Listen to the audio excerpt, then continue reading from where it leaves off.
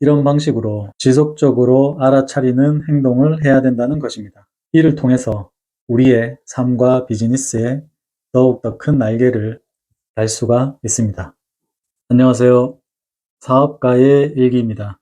오늘은 삶이 풍족해지는 아이디어를 만드는 방법 7가지에 대해서 이야기를 해보고자 합니다.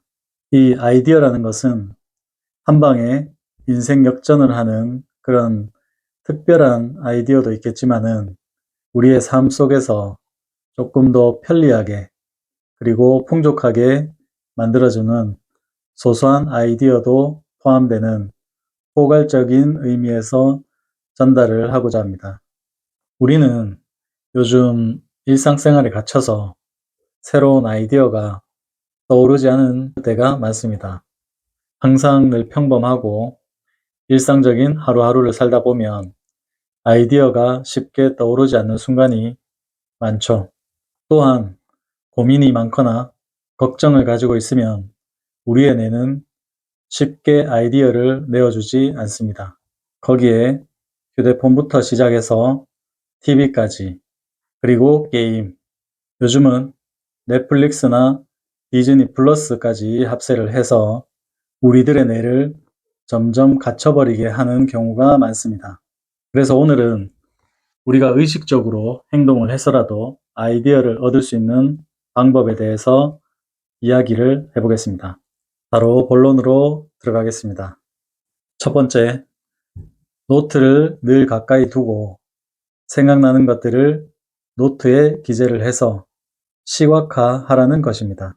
일반적으로 사람은 아이디어가 떠오를 때 생각만 해서는 그것을 실천하기가 굉장히 힘듭니다. 그런데 이런 아이디어를 가까이 있는 노트에 작성을 해서 이걸 시각적으로 눈으로 보게 되면 여기서 멈추는 게 아니라 더욱더 좋은 생각을 증폭시킬 수 있는 그런 매개체가 된다고 합니다.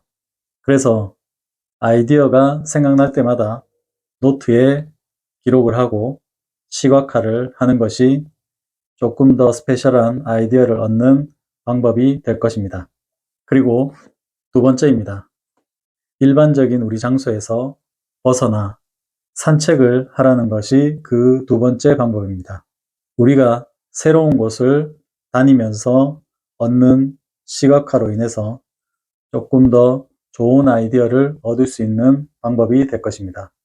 산책은 갇혀있는 공간보다 우리의 뇌를 다른 방향으로 활성화시켜서 아이디어를 얻을 수 있게 만들어줍니다. 늘 같은 장소, 같은 사무실, 같은 집에서 스페셜한 아이디어가 떠오르는 경우는 잘 없습니다. 그래서 사무실이나 집 인근 또는 익숙하지 않은 전혀 새로운 장소에 가서 걷다 보면 그때 떠오르는 아이디어가 굉장히 많다는 것을 깨닫게 되실 겁니다. 그리고 세 번째, 줄을 서 있는 비즈니스를 보면 왜 라고 생각해보고 분석을 해본다. 이 세 번째 방법은 두 번째 방법과 연계해서 할 수 있습니다. 혹시나 산책을 하시다가 줄이 서 있는 식당을 보시거나 또는 굉장히 활성화되어 있고 화려한 건물에 잘 되고 있는 비즈니스를 봤을 때 이런 곳들은 어떻게 해서 잘 되고 있을까라는 퀘스천 마크를 머리에 생각을 해보시고 거기에 대한 분석을 해보십시오. 그렇게 분석을 하다 보면 내게 도움되는 파생된 아이디어가 생길 가능성이 굉장히 높아집니다. 그리고 네 번째입니다. 신상품을 보면 구매를 해서 분석을 해보는 것입니다. 물건에 따라 다르겠지만 편의점에 가더라도 우리가 흔히 먹고 마시는 것 외에 색다른 물건이 있다면 그것을 구매해서 경험해보고 그리고 분석을 해보라는 것입니다. 예를 들어 우리가 늘 먹던 새우깡을 하나 샀더라고 치면 그것은 우리가 익숙하기 때문에 후각, 청각, 시각이 크게 반응하지 않을 것입니다. 하지만 특별한 새우깡이 새로 나와서 그것을 새롭게 구매해서 먹어보면 시각과 청각, 후각이 그에 대한 새로운 반응들을 일으킬 겁니다. 그래서 이런 부분들에 뇌의 활동을 이용을 하는 것이죠. 본인의 생각으로 이 신제품에 대한 분석을 해보고 생각을 해보고 하는 것이 또 다른 아이디어를 발생할 수 있는 좋은 방법이 될 것입니다. 참고로 저는 와인이나 맥주 또는 막걸리, 전통주 이런 것에서 새로운 것을 보게 되면 라벨을 굉장히 유심히 보게 됩니다. 그래서 블로그에 기록도 하게 되죠. 이런 것들이 새로운 아이디어를 떠오르게 하거나 그 안에서 소소한 도움되는 정보를 얻을 수 있도록 해준답니다. 그리고 5번째, 새로운 물건에 대해서 또는 기존의 물건에 대해서 판매자의 의도나 전략을 분석해 보는 것입니다.